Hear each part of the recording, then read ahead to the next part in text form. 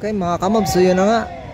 Yan, papasilip kong iba-ibang dito ni Ayala. Ayan, meron siyang cafe. Ayan.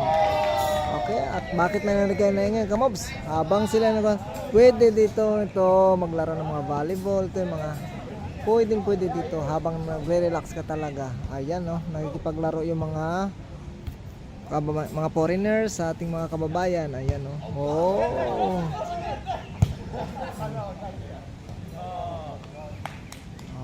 Ayan ang kamabs, ano, tuwan-tuwa sila kamabs makipaglaro dito. At talagang habang nagbabakasyon sila, talagang enjoy na nila yung kamabs. Alright, yan. Yun, no. Okay. Diyo sablay tiranan.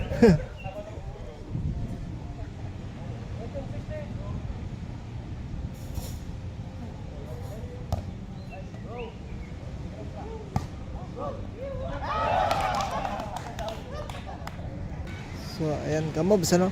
Ang maganda pa dito kamobs, pag nandito ka, tanaw mo itong malaking isla sa harap ng bayan ng El Nido.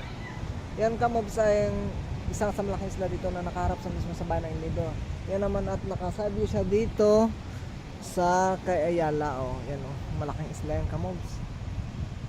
Yan ang malaking cover niya dito sa dagat dito kaya kamobs. Kung doon sa town ay maalon, dito hindi masyado gawa ng malaking isla na ito. Hindi sila pwede mag-island hopping gawa nga ng weather condition kamobs. So pag walang island hopping sa El Nido kamobs, ito yung nagiging option dito na pwedeng punta ng mga turista. Ang ang magiging nila destination ay mainland tour po. Mainland tour ano po. Pasilip ko lang sa inyo mga kamobs ang ni Ayala. Ayan po. Right? Yan, meron siyang mini bar dyan na jeep. May restaurant siya dyan kamobs. So ayun, kapag nagugutom ang ating mga mahal na guests, ayan, pwede po dyan magpaluto ng mga pagkain. Ito, kamobs, silipin po natin anong ganda ng ni Ayala. Yan, ayan, may mga turista. Oh, napaka nature dito kamobs, ha, kay Ayala. Sobrang napakaganda dito kamobs. Nature, sariwang hangin. Ayun. Pag nasa El Nido kayo kamobs, subukan nyo, bisitahin nyo ang Leo Beach Resort. Yan, kamobs. Alright. Ayan, okay mga kamobs, ha. Ito, papakita ko sa inyo kung anong meron sila dito. Ayan. Ayan, meron sila dito ang accommodation kamobs, alright? Yes, ayan o, napakaganda ng dagat mga kamobs. Ayan.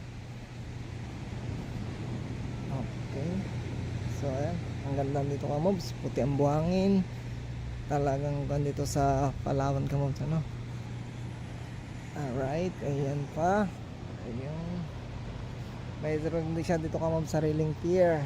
Ayan, para naman sa mga nag-island hopping yung pier